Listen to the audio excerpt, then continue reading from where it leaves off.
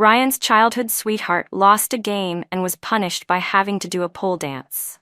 To avoid embarrassing her, Ryan turned to me. Emma does ballet. She can't do something this vulgar, he said. I tried to explain that I didn't know how either, but Ryan gave a cold smirk and exposed my secret in front of everyone.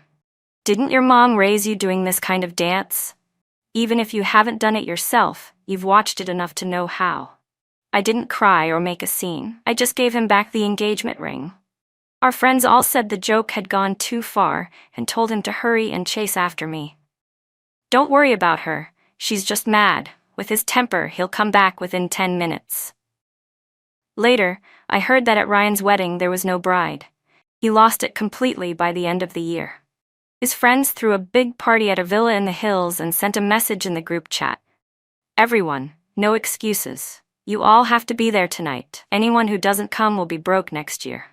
While I was still finishing up work, I called Ryan. He picked up quickly. It was quiet on his end. I said, "Did you see the message in the group chat? Jason and the guys are throwing something together." "Yeah, I saw it," Ryan replied.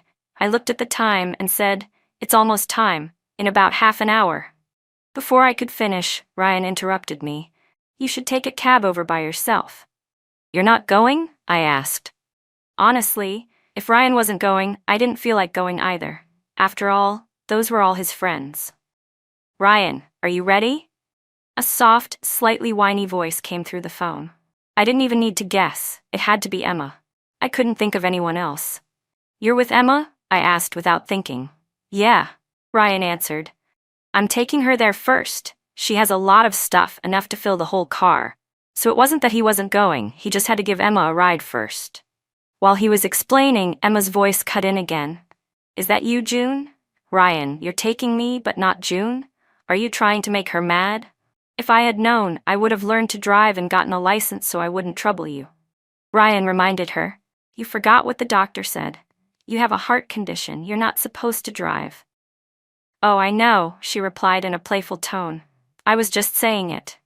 Listening to her cute, coquettish voice, I could practically picture her sticking her tongue out at Ryan, and him looking at her with that usual helpless yet doting expression. Ryan and Emma had grown up together and were part of the same social circle. To outsiders, their interactions looked just like those of a real couple. Every time I felt jealous, Ryan would wave it off and say, "Don't be silly. I just see her as a little sister. Look at how dumb and carefree she acts every day, like a clueless kid. What kind of man would want that? I'd have to be starving." Emma's voice kept going. "It's fine if I don't get a license. I'll just keep hitching rides with you. As long as June isn't mad, I'm happy." Ryan laughed and said, "Do you think she's as petty as you? My girlfriend is the most generous, the prettiest, and the most understanding." The two of them just kept laughing and teasing each other like that. Ryan added, "Of course she is. My girlfriend is the most understanding, generous, and beautiful." But hearing Ryan praise me like that didn't make me feel happy at all. I quietly hung up the phone. There weren't many cabs willing to go out of town. It took me over an hour to get one, and I had to pay extra on top of that. My mood, already bad, only got worse. Still, I forced myself to calm down. By the time I arrived, the villa was already brightly lit. "Haha, Emma lost," someone shouted. "No fair. You all cheated. There's no way I lost," she whined. The door pushed open slightly, and laughter spilled out. I saw 4 or 5 people sitting around a table playing board games, with others standing around watching. Emma had apparently lost and was angrily pouting. "No way, this round doesn't count. Let's play again." Everyone there was rich or came from elite families. No one was going to indulge her just because she was Miss Emma. If you're going to play the game, then you have to be a good sport about it. If you're just going to cheat, what's the point of playing at all? Seeing that no one was letting her off the hook, Emma immediately pouted and turned to Ryan, who was sitting on the sofa. "Ryan, look at them. They're ganging up on me." The Carter family was at the top of the social circle, and as the heir to the Carter group, Ryan was someone no one dared to cross, especially when it came to Emma. Turning to him for help was the smartest move she could make. "Come on, Ryan, how many times is this now? You can't keep playing favorites like this," someone grumbled quietly. Apparently, this wasn't the first round Emma had lost. I silently clenched my hands into fists, remembering how not long ago, my younger brother had gotten into a physical altercation with the son of a university administrator. He was facing disciplinary action, and I had begged Ryan to speak up for him. But Ryan had said, people need to take responsibility for their own actions. Besides, I don't like mixing company with personal matters. Yet when it came to Emma, suddenly there was no such boundary. With just one word from him, who would dare risk offending the entire Carter group? Everyone was waiting to see how Ryan would respond. He glanced around the room before landing his gaze on Emma. She looked back at him, shaking her head over and over, mouthing something like, "Help me, Ryan." Ryan pressed his lips together and didn't say a word. No one could tell what he was thinking. But the next second, he checked the time on his watch and asked a question completely unrelated to the situation. "Where's my girlfriend? Hasn't she arrived yet?" A bitter taste welled up in my chest, but beneath it, a strange sweetness bubbled to the surface. "She's here. June's here." Someone spotted me and quickly called out, likely to earn favor with Ryan. The people around us all started greeting me cheerfully, calling me Mrs. Carter. But if Ryan hadn't mentioned me, none of them would have remembered I even existed. After all, I wasn't one of them. I was just a small-town writer. If it weren't for being Ryan's girlfriend, I could pray to the gods for 3 lifetimes and still never break into this world. Stepping onto a carpet softer than clouds, I had just reached Ryan when he smiled at me and said, "Honey, perfect timing. Emma does ballet, she doesn't know how to do pole dancing. Can you do it for her?" So Emma had lost the game, and the punishment was to pole dance. And Ryan, he wanted me to take her place. My hands clenched into fists, I looked at him in disbelief. "What did you just say?" Thinking I hadn't heard clearly, Ryan repeated casually, "You're just in time. Emma lost the game. Can you do the dance for her?" His nonchalant tone made my heart sink. "Wow, June, you look so elegant and classy. I never would have guessed you could do something like pole dancing. Guess you really can't judge a book by its cover," someone teased. "Well, thanks in advance." While I stood there stunned, Emma slipped a bikini into my hand. When I looked up again, she was already sitting next to Ryan, wrapping her arm around his affectionately. She looked back at me and stuck her tongue out playfully, then turned to Ryan and said, "Ryan, be honest, did you fall for June because you saw her pole dancing? Is that what all you guys like? Should I learn it too?" Ryan turned to her, his expression serious. "No, you're not allowed to." "Why not?" Emma pouted. "June knows how to do it. Why can't I learn too? You're playing favorites. Be good, stop it. You two are different," he said softly, coaxing her. Then he turned back to me. Seeing I hadn't moved, he frowned. "Why are you still standing there? Go change already. Don't keep everyone waiting." Meeting his gaze, I tightened my grip around the bikini in my hand, then threw it aside. "Sorry to disappoint you," I said coldly. "I've never learned how to dance," I said. "You don't know how?" Ryan looked at me, puzzled. I kept a straight face and replied coldly, "No, I don't." Ryan frowned slightly, but I didn't give him a chance to respond. "I'm not feeling well. I'm leaving." Just as I turned to go, Emma's voice rang out behind me. "June, is it that you don't know how to dance, or you just don't want to? I get it now. You're still upset, aren't you? Upset that Ryan drove me here and not you, so you're refusing to help me?" She looked toward Ryan. "Ryan, I think June's mad at me. What should I do? Maybe let's just forget it. I don't want her to be unhappy because of me."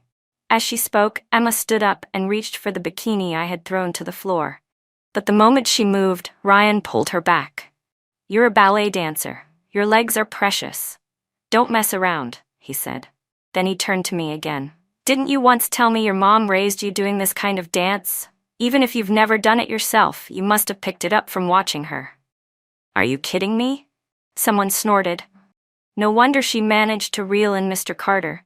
Seducing men must run in the family. Laughter broke out around us. Even though they tried to keep their voices down, the nasty comments still made it to my ears. My face went pale, and I clenched my fist so hard that my nails dug into my palms, barely holding myself back from slapping Ryan across the face. And he still didn't seem to realize what he had said wrong. "Go change already. Don't keep everyone waiting." I looked at the bikini on the floor, then stepped on it without hesitation. Ryan suddenly grabbed my arm. Who said you could leave? I let out a cold laugh. You expect me to stay here and let you humiliate me? He frowned. Humiliate you? What did I say that was so humiliating? After a moment of stunned silence, he added, You really think what I just said was insulting? June, come on, don't be so sensitive. I stared at him in disbelief. I'm sensitive? Ryan was already starting to lose patience. What else would you call it? It's just a pole dance. It's not like I'm asking you to sell your body. Do you really have to be this dramatic and make me look bad? At that moment, it felt like I didn't even know who he was anymore. I first met Ryan at a bar. I had no money back then and needed to pay my brother's tuition, so I took a part-time job as a waitress. On the day I met him, the pole dancer hadn't shown up, and the manager, panicking, told me to fill in. I don't know how, I said. It doesn't matter, he replied. You're pretty. Your body's great. Just go up there and move around a bit. Even though I was reluctant, he offered me more money. In the end, I changed into the outfit and stepped onto the stage. But I really didn't know how to dance. I awkwardly moved a bit, and the audience wasn't having it.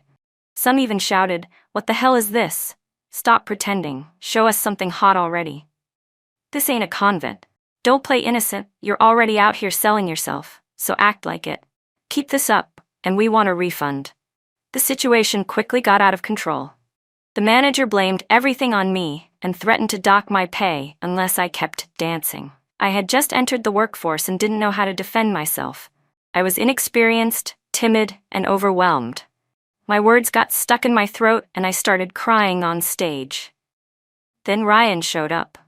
As the bar's biggest shareholder, he got a quick rundown of what had happened. He canceled the night's tabs for all the customers, and I thought that would be the end of it. But then he turned to the men who had insulted me and demanded they apologize. If they refused, he said he'd hire a lawyer and take them to court. Under his pressure, they apologized one by one. Afterward, he kept me behind. I thought he'd scold me or ask about what happened. But all he said was, Life is hard enough. You're already doing great. Go home and get some rest. In that moment, with just that one sentence, Ryan, the person himself, shone into my world like a beam of light. He seemed different from everyone else. He understood what it meant to struggle at the bottom just to survive. That was why, as we slowly got to know each other and fell in love, he began to learn more about my past. But I never imagined that the person who knew me best would one day wield the sharpest knife against me. Emma's voice snapped me out of my thoughts. Ryan, maybe we shouldn't pressure June anymore. It's just a dance, but it feels like we're all bullying her. No one's bullying her. If you're so confident, why don't you do it yourself? Someone snapped. Seeing me push back at Emma, Ryan grew displeased.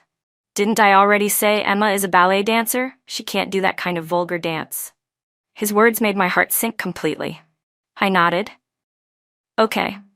Then, without hesitation, I took off the engagement ring on my finger and tossed it in front of him. Not long ago, during the proposal Ryan had planned from start to finish, he had placed that very ring on my hand. Back then, I had been moved to tears, believing that he and I would be together for the rest of our lives. I never thought I'd be giving it back so soon. Ryan looked stunned, staring at the ring lying on the floor. June, what's the meaning of this? I'm giving your engagement ring back, I said firmly, locking eyes with him. Ryan, let's break up.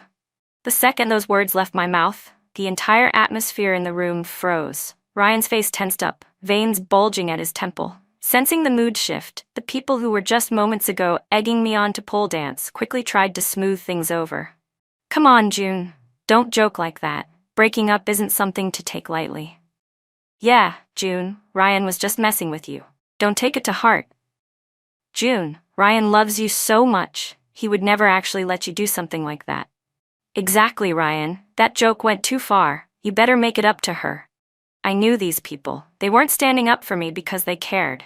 It was because if they witnessed Ryan getting dumped here and now, he might later take his anger out on them. Ryan's expression softened a little. Fine. It's just a dance. If you don't want to do it, then don't. I subtly avoided his hand and stared straight into his eyes. I'm not joking. The room fell into a brief, tense silence. Ryan looked at me, unmoving, for several seconds before his expression relaxed. He gave a half smile. June, Are you really breaking up with me? He said slowly. Do you even understand what you're doing? Do you realize that the only reason you're standing in this villa right now, speaking to me face to face, is because you're my girlfriend? With your background of work for me, you wouldn't even qualify to step into this place. Let's not take this too far. He looked down on me from above, convinced I'd cave like always. I already gave you the ring back, I said, my voice steady. From today on, we're over, completely. I didn't stay another second. I turned around and walked out of the villa. As I stepped outside, I heard Ryan's friends behind me. Ryan, aren't you going after her? Yeah, man. I think June's really mad this time. Shouldn't you try to make it up to her? Ryan's voice came through, irritated. Make up for what? Her? Don't bother with her. With that temper of hers, she'll be back in 10 minutes. He was so sure. After all, in all our years together, every single fight ended with me being the one to give in first. I had a temper, and Ryan wasn't exactly patient either. But to keep our relationship going, I had crossed my own limits again and again for him. What I never expected was, it was because I kept giving in, again and again, that Ryan became so brazenly confident. I didn't want to hear another word from him. This place was remote, and no drivers had accepted my ride request for a long time. With no other option, I walked along the road, hoping to spot a passing car. It was late autumn, and the air outside was freezing. The villa had been warm with the heater blasting, so I wasn't wearing much when I left. A cold gust of wind blew through me, and I couldn't help but shiver. A dull ache stirred in my abdomen. By the time I finally got into a car, I was drenched in sweat from the pain. My vision darkened, and I was moments away from passing out. The driver panicked and rushed me to the hospital. When I opened my eyes again, I was already lying in a hospital bed. My younger brother sat beside me, looking like he was about to cry. "Why didn't you tell me you were pregnant?" he said, his voice trembling. "If we'd gotten here any later, you might have lost the baby." I stared at him in confusion. "Pregnant? What pregnancy?" "You didn't know?" he asked. The doctor handed me the medical report. "The tests show you're 2 months along," he said. "It's freezing out today, and you weren't dressed for it. Plus your blood sugar dropped. You fainted right there in the car. You young people really need to take better care of yourselves." I took the report from him, and sure enough, it confirmed that there was a tiny life growing inside me. My brother looked at me. "Aren't you happy? You've always said you wanted a baby." I slowly tightened my grip around the report and looked up at the doctor. "Please help me schedule an abortion." The moment those words left my mouth, my brother jumped up, panicked. "But you always said you wanted a child. Why don't you want it now?" There was a time I really did want a child, because I had this naive idea that maybe my late mother would come back to me one day as my own baby. But now, I just shook my head at him. The doctor, clearly used to such requests, didn't ask any further. Once he left the room and it was just the two of us, I finally told my brother. I broke up with Ryan. Then I told him everything that had happened at the villa. He couldn't stay calm, his eyes turned red, and he immediately wanted to storm out and confront Ryan. Just recently, he had helped Ryan pick out the engagement ring behind my back, wanting to give me a surprise. He even recorded the entire proposal, secretly filming from the side, so I'd have the memory captured forever. I stopped him, not because I felt sorry for Ryan, but because someone like Ryan wasn't worth my brother getting into a fight over. The abortion was scheduled for 2 days later. My brother took a leave of absence from school to stay by my side, insisting on looking after me. At night, he rented a companion cot and slept outside the hospital room. On the day of the surgery, his face didn't look good. "Give me your phone," he said. When I unlocked it, I finally saw the reason. In the 2 days I had been in the hospital, Ryan and Emma had already been seen together at multiple public events. The internet was buzzing with rumors that Emma was the one Ryan truly treasured, and that I, his fiancée, would soon be replaced. Emma had even posted on her social feed, "I'm about to become Mrs. Carter. I hope certain people will learn to take a hint and stop showing up in front of Ryan or bothering us." Attached was a photo of a ring, the very same engagement ring I had thrown away, now worn on Emma's finger. I couldn't help but laugh. "What's there to be upset about?" My brother looked stunned. "June, do you really not care at all?" "What's the point in caring?" I said with a smile. "One piece of trash found another. They deserve each other." The abortion went smoothly. When I was wheeled out of the operating room, my brother walked alongside, sniffling and wiping his tears. He was in his 20s, but at that moment, he cried like a little boy. I found it funny, but I didn't have the strength to comfort him. Over the next few days, my brother ran around taking care of me non-stop. He even bought a whole pile of nutritional supplements and stacked them by my bed. The scene reminded me of our childhood. Whenever Mom brought home snacks, we'd fight over them. He could never win, so I'd lock all the goodies in my bedside cabinet. But every night, he'd sneak into my room to steal some, and I always left the cabinet open just enough for him to take whatever he wanted. The night before I was discharged, my brother suddenly called out to me at the doorway. "June? I can't sleep," he said. There was a rare shyness in his voice. "What is it?" "Nothing really," he murmured. "It's just, seeing you like this made me think of Mom. Do you think she'd be disappointed if she knew I got into a fight at school?" I didn't know how to respond. Not long ago, my usually polite and well-behaved brother had gotten into his first ever physical altercation at school. And the reason? The other kid insulted our mother. Our mom had been beautiful and resilient. When she was young, she was innocent, tricked by our scumbag father's sweet words. She gave birth to both me and my brother. But not long after my brother was born, our father was neck-deep in debt. Just when Mom was trying everything she could to pay off what he owed, he ran off with another woman and vanished, taking all our family's assets with him. Some people said he died. Others said he was living happily with that woman somewhere else. But Mom didn't have time to care. She had debts to repay and 2 children to raise. She was young and beautiful, but to survive, she took a job pole dancing, something that paid fast. A lot of people called her stupid for trusting a man so easily. Others told her to abandon us and send us to an orphanage.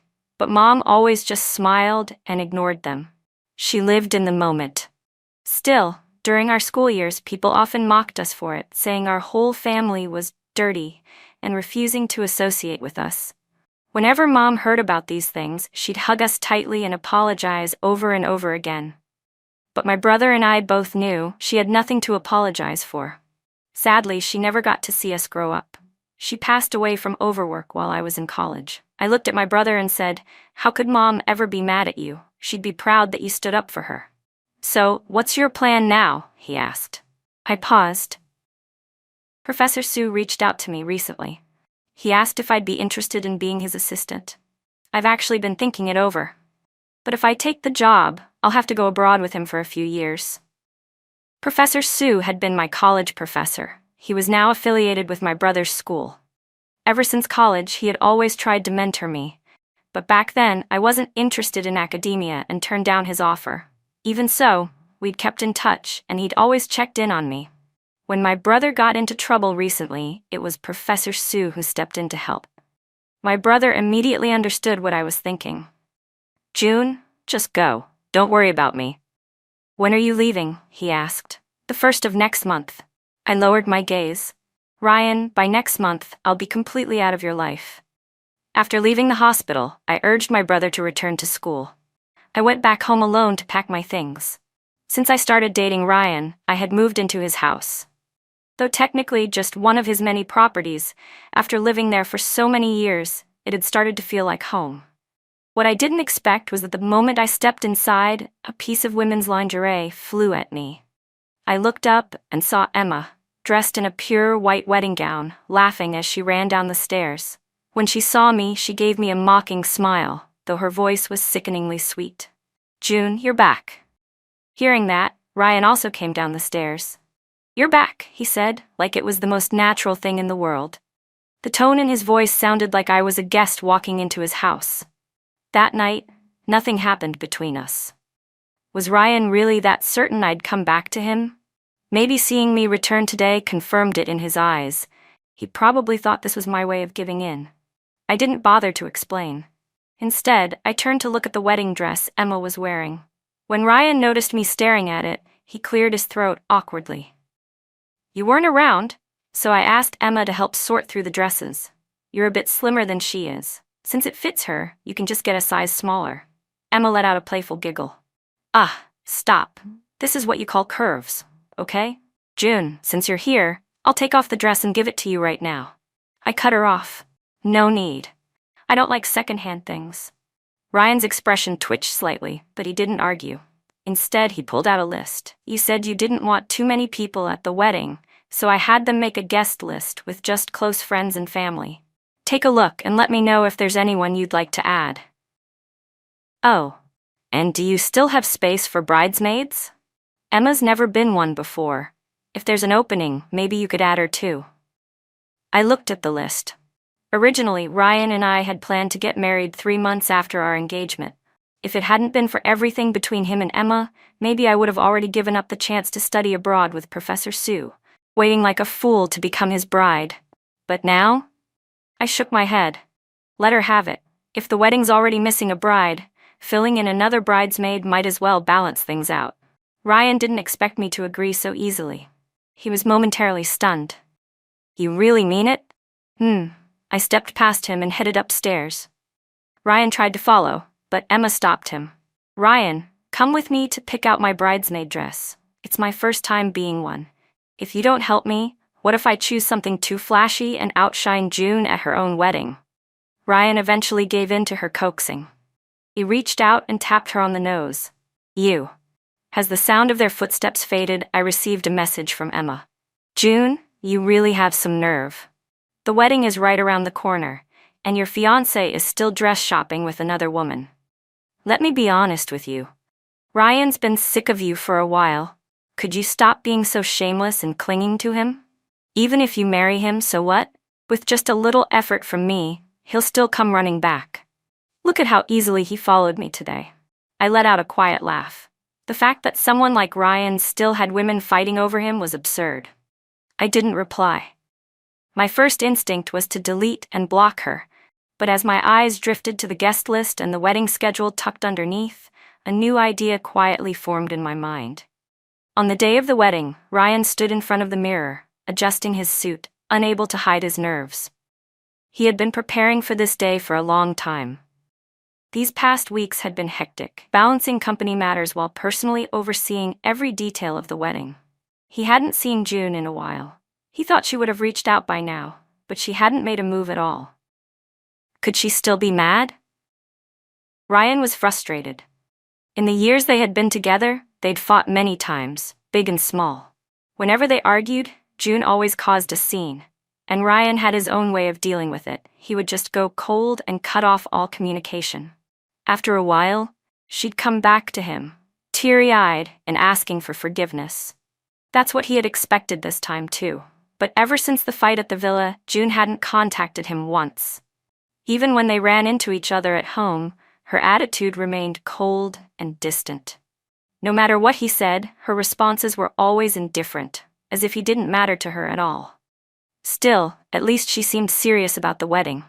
She had been involved in planning and hadn't raised any objections. That gave him some peace of mind.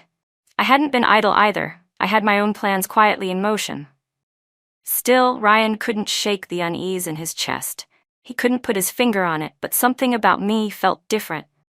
Mr. Carter, the guests are all waiting outside, someone reminded him. There's someone keeping an eye on Miss Shen. She's already got the veil on and is waiting. Ryan nodded slightly. As the officiant's voice rang out, he stood at the front, watching the woman in a veil slowly walking toward him. The wedding dress looked a little tight on her, which immediately sparked a sense of unease in him. Before she could fully approach, Ryan stepped forward and abruptly lifted the veil. What? It's you?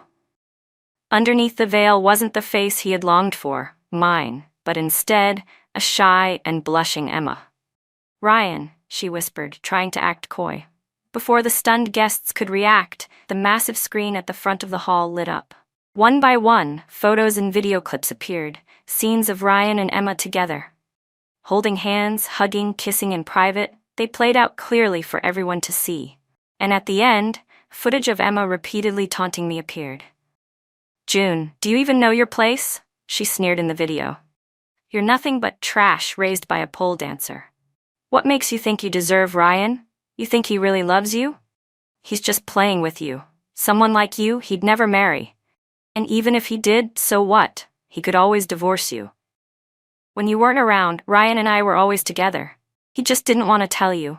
Emma's face turned pale instantly. Then, the video cut to a medical report, the ultrasound confirming my pregnancy, the child I had lost before it could be born. When the video ended, the entire room fell into a dead silence. Guests murmured in shock, some trembling, some glancing knowingly at the document. That's a prenatal checkup. Wait, was June pregnant? Ryan's temples twitched violently. With a roar of rage, he punched the screen, shattering the glass. Emma jumped and let out a terrified scream. Where's June? Ryan growled, his voice shaking with barely contained fury. Where did you take her? Ryan, please, let me explain. Emma cried. It wasn't on purpose. June said she didn't want to marry you and asked me to take her place. Ryan, I only did this because I love you so much. That June, she's just some low-class trash raised by a stripper. What does she have that I don't? If she hadn't clung to you for so long, we would have been together already. As she spoke, she wrapped her arms tightly around Ryan's waist. But he shoved her away with disgust. The force of his push sent her sprawling to the floor, her hair in disarray as she looked up at him in total disbelief. Ryan, what are you doing? Didn't you say that if June wasn't around, you would marry me? Well, she's gone now. I married you. Aren't you happy? Shut up, Ryan snapped. Emma, who had been wailing moments ago, instantly fell silent. Without sparing her another glance, Ryan pointed toward the door. Go find her. The people around him hesitated. What? Are you all deaf? He barked. Get the entire city moving if you have to. Bring June back to me. If you don't, all of you can get the hell out of my company. At his command, a crowd rushed out of the hall. The rest of the guests were quickly ushered out of the wedding venue. Even Emma was dragged away by Ryan's people. Just before she was pulled out, Ryan gave her a cold, dismissive glare from above. Take off that wedding dress, he ordered. That's June's. No other woman has the right to wear it. Emma's eyes widened in shock, but before she could speak, she was already being dragged into the dressing room. Once the venue quieted down, Ryan slumped to the floor and lit a cigarette. The screen had originally been set to play a slideshow of treasured memories from the years we spent together. Our first meeting, his confession, the first restaurant we went to as a couple, every anniversary we celebrated, each birthday, and his proposal. He had captured every moment with a camera. Ryan had even planned to compile all those beautiful memories into an album and give it to me as a gift on our wedding day. I always loved documenting the small, seemingly mundane details of life. As I once told him, I like to capture every beautiful moment. At first, Ryan thought it was silly, but before he realized it, he'd started carefully preparing that album, following the rhythm I had set. Now, sitting in the wreckage of the wedding, Ryan pulled out his phone and called me. But I had already blocked him. I had removed every possible way for him to contact me, his number, his email, even those of the people closest to him. If he wanted to find me now, he'd have to get his secretary to dig through records. Sitting on the ground in anguish, Ryan murmured, June. A sense of dread overcame him. For the first time, he truly felt I was gone for good. The scandal from Ryan's wedding quickly exploded online. After all, he was the sole heir to the Carter Group, and anything he did stirred up massive waves. But this time, it wasn't just gossip. A video surfaced of his public apology. Baby, I was wrong. I truly know I was wrong. I won't ask for forgiveness. Just, please, let me see you one more time. If you're willing to see me, I'm willing to give you all of my shares in the Carter Group. The clip went viral, even internationally. After all, obtaining Ryan Carter's shares meant obtaining the entire Carter Group. Many in the business world called him insane. Others began digging into our past, eager to know what kind of woman had been able to earn the entire empire through a relationship. I only knew about the online frenzy because my brother called me. June, you have no idea. It's all over school. Ryan even came looking for me a few times. But don't worry, I haven't told him anything. He can't get anything out of me. I mumbled a short reply and hung up. I knew in my heart that no matter how much my brother tried to protect me, with Ryan's resources and connections, it was only a matter of time before he found me overseas. So when I said goodbye to Professor Sue and saw Ryan standing at the street corner, I wasn't surprised at all. June. His voice was hoarse, like he'd been holding back tears for days. The sound of it made me sick to my stomach. I frowned and pushed him away. "Don't come near me." He froze for a second, then quickly stepped forward, thinking I was still pregnant. "You're pregnant. You need to be resting. Why are you running around outside? Come back home with me. Let's go back and have the wedding. I've hired the best doctor for you. Just stay home and take care of yourself, okay?" I ignored him and walked straight past. Flustered, Ryan caught up again. "June, don't be like this. I know I messed up. I'm sorry. Whatever you want, I'll do it. Just, you're still carrying the baby.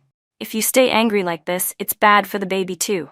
Please, for the baby's sake, don't stay mad at me." At those words, I let out a cold laugh. Ryan saw my smile and thought I was softening. He eagerly moved closer. "Baby," I cut him off. "Ryan, what are you pretending for? The baby, our baby, was gone long ago. After everything you did to humiliate me at the villa, did you really think I'd still be carrying your child and dreaming of a perfect life together? Keep dreaming. I would never let my child be born with a disgusting father like you." Ryan stared at me, stunned. "You mean, our baby is gone?" I met his eyes with a blank expression. "If you don't believe me, go back to the hospital and check for yourself." Ryan stood frozen in place, completely speechless. I tried to leave, but he suddenly grabbed my wrist. Ryan shook his head in disbelief. "No, you're lying to me. Baby, you always said you wanted a child with me. We finally had one. How could you possibly get rid of it?" "I don't believe you. You can hit me, curse me, do whatever you want. Just don't lie to me about the baby." I yanked my arm free with disgust. "Why would I bother lying to you? If you don't believe me, have your secretary look it up." As soon as I said that, it was like lightning struck him. Ryan collapsed onto the ground, completely shattered. I walked past him, ready to leave, when I heard his hoarse voice behind me. "Why, I was his father. Why didn't you talk to me first? How could you be so cruel and take him away without even telling me?" I paused and said coldly, "Back when you stood next to Emma and used pole dancing to humiliate me, did it never cross your mind that this might be the outcome?" That night, Ryan waited under my apartment building for hours. I didn't even look at him kindly. I called the police. When they took him away, he didn't come looking for me for a long time. Later, my brother told me Ryan had returned home and gone straight to him, grilling him for any news about me. Then he went to the hospital to check the records and confirmed that I really had the abortion. That was when he finally snapped. Because of the scandal and negative press he brought to the company, Carter Group's stock plummeted. The board held an emergency meeting and stripped Ryan of all control. Even the Carter family disowned him and kicked him out. Around that time, Emma, pregnant and determined, insisted on marrying him. Ryan agreed. But at their wedding, in front of all the guests, Ryan pushed her off the upper floor. Emma died on the spot. Ryan was arrested and charged with first-degree murder. He was sentenced to death. My brother was the one who told me all this. After I had fully settled abroad, I helped my brother apply for a student visa. By the time his study program ended, Professor Su's research had also concluded. The three of us planned to return to China together. During Lunar New Year, we gathered in the kitchen and made a clear broth hot pot, our mother's favorite. The steam rising from the pot blurred our eyes, and my brother and I sat there silently, tears brimming.